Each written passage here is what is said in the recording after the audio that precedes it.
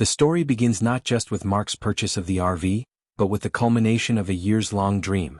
Mark, a software engineer by trade, had always harbored a deep-seated wanderlust. He'd spent countless nights poring over travel blogs, watching documentaries about van life, and meticulously saving every spare penny. The RV wasn't just a vehicle, it was a symbol of freedom, a tangible representation of his escape from the mundane. He'd chosen this particular model, a slightly older, well-maintained Class C, because it was both affordable and manageable. He didn't need luxury, he needed reliability and the open road. He'd even taken a course on basic RV maintenance, feeling a surge of pride as he learned to change the oil and troubleshoot minor electrical issues. Before even considering parking it at his home, Mark delved into the legalities with the thoroughness of a lawyer preparing for a major case.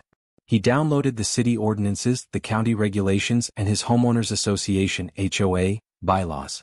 He cross-referenced them, highlighting relevant passages, and even consulted with a friend who was a paralegal, just to be absolutely certain. He confirmed, beyond any shadow of a doubt, that his RV's size, height, and placement on his driveway were entirely compliant. He even measured the distance from the sidewalk and his property line, ensuring he exceeded the minimum requirements. He was determined to be a responsible and considerate RV owner. His house, a modest two-story in a quiet, tree-lined suburban neighborhood, had been his home for 5 years. He'd always considered it a peaceful sanctuary, a place where he could recharge after long days at the office. He knew most of his neighbors casually, exchanging pleasantries during morning walks and weekend yard work. He'd always perceived Karen, his next-door neighbor, as somewhat aloof and particular, but never overtly hostile.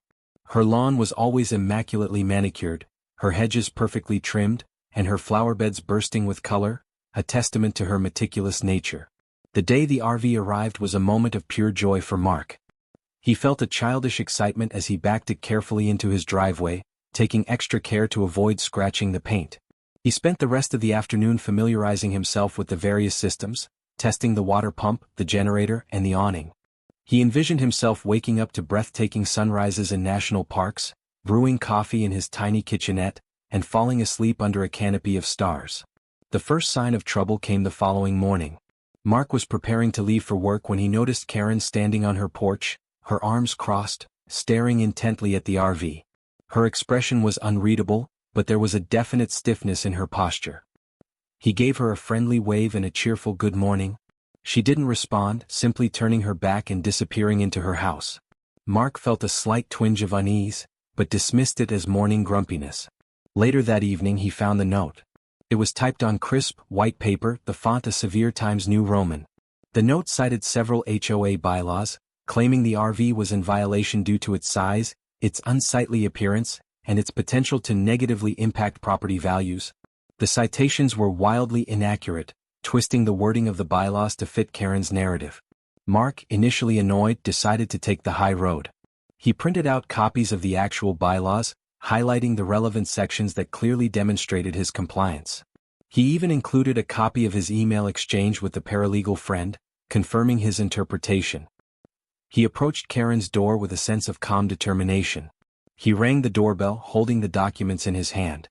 After a long pause, the door opened a few inches, revealing Karen's face, partially obscured by the security chain. Her eyes, magnified by thick glasses, were narrowed and cold. "Good evening, Karen," Mark began, trying to maintain a friendly tone. "I received your note and I wanted to clarify a few things about the RV." Before he could finish his sentence, Karen cut him off. "That thing is an eyesore," she hissed, her voice rising in pitch. "It's ruining the aesthetic of the entire neighborhood." Mark attempted to interject. "Actually, if you look at the bylaws, section 4, paragraph..." "I don't care about your bylaws," Karen snapped. "I've lived here for 20 years and I've never seen such a disrespectful display. You're clearly trying to provoke me." Her voice continued to escalate, attracting the attention of a couple walking their dog across the street. They paused, staring curiously at the unfolding drama. Mark felt his face flush with embarrassment and frustration. He tried again. "Karen, I've done my research. I'm completely within my rights." "Rights?" she shrieked. "You have no right to ruin my property value. My house is my investment and you're jeopardizing it with that monstrosity." Mark took a deep breath, trying to control his temper. "Karen, please just look at the documents." "I don't want to see your documents," she yelled. I've already contacted the HOA president, and he's going to take care of this. You'll be hearing from him. And you'll be sorry you ever parked that thing in your driveway?" With that, she slammed the door in his face, leaving Mark standing on her porch, stunned and speechless. The documents, meticulously prepared and highlighted, felt heavy in his hand. He looked down at them, then back at the closed door, a sense of disbelief washing over him. He'd expected a civil conversation, a chance to explain and resolve the issue amicably. Instead, he'd been met with a wall of hostility and irrational accusations. As he walked back to his house, he noticed Mrs. Henderson, another neighbor from across the street, tending to her garden. She gave him a sympathetic look but said nothing. The silence felt heavy with unspoken judgment. The dream of RV ownership, so bright and promising just hours before, now felt tainted, overshadowed by the looming conflict with Karen. He felt a knot of anxiety tighten in his chest. This was clearly just the beginning. The initial, seemingly minor disagreement had exploded into a full-blown neighborhood dispute, fueled by Karen's escalating anger and misinterpretations, setting the stage for a protracted and potentially ugly battle. The friendly suburban facade had cracked, revealing a simmering undercurrent of resentment and entitlement. He started to feel paranoid that all his neighbors were looking, judging, and that hurt. He only wanted to be happy. The slammed door wasn't the end, it was merely the opening salvo in Karen's campaign. The following days brought a flurry of activity, all designed to make Mark's life increasingly difficult. He received a formal letter from the HOA, citing the same misinterpreted bylaws as Karen's note, and demanding he remove the RV within 72 hours. Mark responded with a detailed rebuttal, attaching his previous documentation and adding a point-by-point refutation of the HOA's claims. He also included photographs of other RVs and boats parked in driveways throughout the neighborhood, highlighting the selective enforcement. He thought the HOA president, a retired accountant named Mr. Henderson, no relation to the neighbor across the street, would be a reasonable man. He was wrong. Mr. Henderson, it turned out, was a close friend of Karen's, and seemed to have already made up his mind. He dismissed Mark's evidence out of hand, siding completely with Karen's interpretation of the rules. Phone calls went unanswered, emails were ignored, and Mark felt like he was hitting a brick wall. Meanwhile, Karen stepped up her personal harassment. She started taking pictures of the RV from various angles, often standing on her lawn for extended periods, staring pointedly at Mark if he happened to be outside. She began leaving passive-aggressive notes on his windshield, complaining about everything from the RV's unsightly generator noise, which Mark had only tested briefly and quietly, to the shadow it cast on her prize-winning roses, a botanical impossibility given the sun's angle. She was going far and beyond. One evening, Mark found a bag of dog feces placed directly in front of his RV's door. He didn't own a dog. He knew with a sinking feeling who was responsible. He considered installing security cameras, but hesitated, not wanting to escalate the situation further, though he was nearing his breaking point. He tried to find something to hold on. The constant pressure began to take its toll. Mark found it difficult to concentrate at work, his mind constantly replaying the confrontations with Karen and Mr. Henderson. He started losing sleep, waking up in the middle of the night with a sense of dread. The joy of owning the RV had completely evaporated, replaced by a pervasive feeling of anxiety and injustice. He even started to doubt himself, wondering if he'd somehow overlooked a crucial detail, if he was in fact in the wrong. Then a glimmer of hope appeared from an unexpected source. One Saturday morning, Mark was washing the RV, a futile attempt to maintain some semblance of normalcy, when a woman he didn't recognize approached him. She was middle-aged, with kind eyes and a warm smile. She introduced herself as Sarah, and said she lived at the end of the street. "I've been seeing what's been going on," she said quietly, "and I just wanted to let you know that you're not alone. Karen has a history of this kind of behavior. She's driven out several other neighbors over the years with her constant complaints and fabricated issues." Mark was taken aback. He'd felt so isolated, so convinced that the entire neighborhood was against him. Sarah's words were like a lifeline. She went on to explain that Karen had a reputation for being its serial complainer, using the HOA rules as a weapon to harass anyone she disliked. She'd targeted previous residents for everything from the color of their house paint to the type of flowers they planted. Mr. Henderson, she revealed, was essentially Karen's puppet, always siding with her due to their long-standing friendship and, rumoredly, some unspoken leverage she held over him. Sarah offered to provide Mark with contact information for other former neighbors who had been victims of Karen's wrath. She also suggested a strategy: Document everything, gather as much evidence as possible, and consider contacting a lawyer specializing in HOA disputes. Don't let her win, Sarah said firmly. She thrives on intimidation, but she's ultimately a bully. If you stand up to her, she'll eventually back down. She paused and continued, I heard she was even divorced because of that behavior. I don't want to spread rumors, but people have been whispering about that. I hope it's not true, but I wouldn't be surprised. Mark felt a surge of renewed hope. He wasn't alone. He had an ally and a potential path forward. He thanked Sarah profusely, feeling a weight lift from his shoulders. The encounter with Sarah marked a turning point. It provided Mark with crucial information, a support system, and a renewed sense of determination. He started meticulously documenting every interaction with Karen and Mr. Henderson, recording dates, times, and details. He began researching lawyers, preparing for a potential legal battle. The mysterious ally had shifted the balance of power, transforming Mark from a lone victim into a fighter with a fighting chance. He now knew this wasn't just about an RV, it was about standing up to a bully and reclaiming his peace of mind. He started to look at the good side of it all, maybe this would be a lesson.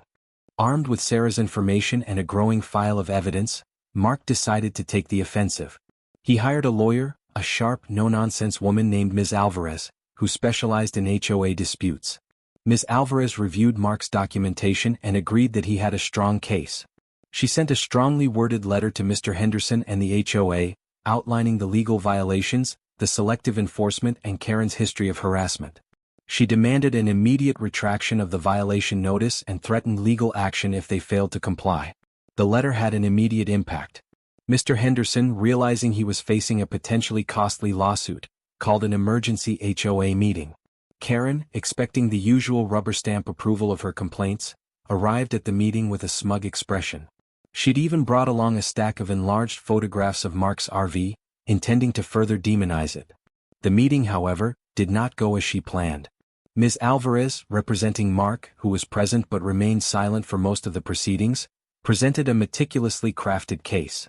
She showed the board the clear evidence of Mark's compliance with the bylaws, contrasted it with the numerous examples of similar vehicles parked throughout the neighborhood, and presented sworn affidavits from Sarah and several other former neighbors, detailing Karen's pattern of harassment.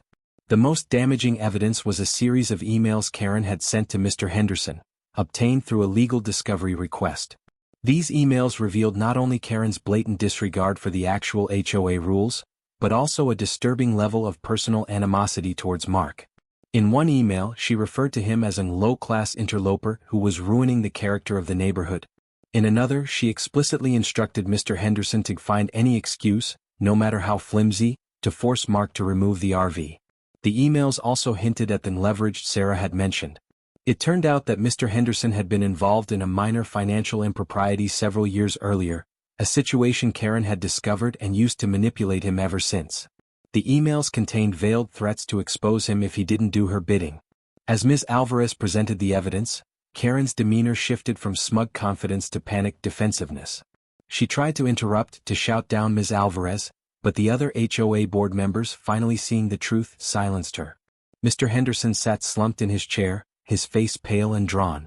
He looked defeated.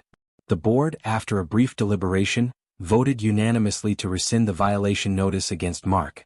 They also voted to censure Karen for her behavior and to remove Mr. Henderson from his position as president. Karen stormed out of the meeting, her face a mask of fury and humiliation. She grabbed at her belongings, looking angry and frustrated. In the aftermath, Mark finally felt a sense of peace. He could park his RV in his driveway without fear of harassment.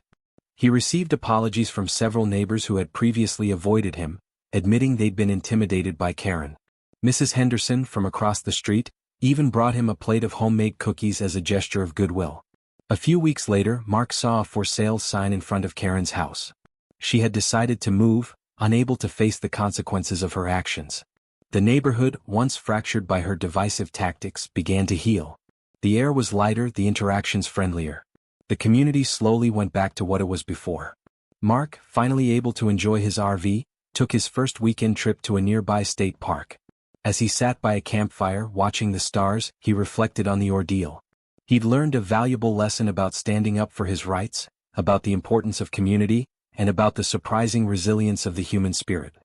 He'd also learned that even the most seemingly insurmountable obstacles could be overcome with perseverance, the right support, and a little bit of legal firepower. The RV, once a symbol of conflict, was now truly a symbol of freedom, not just from the mundane, but from the tyranny of a petty, entitled neighbor. He felt empowered not just for defending himself, but for all the silenced people that didn't know how to. It was a lesson about life. He decided to stay in touch with Sarah to thank her once again. She was really helpful. He also considered thanking the lawyer. He decided to do both and invite them for dinner at his house, next to his RV. The satisfying ending wasn't just about winning, it was about restoring balance and finding peace in his community.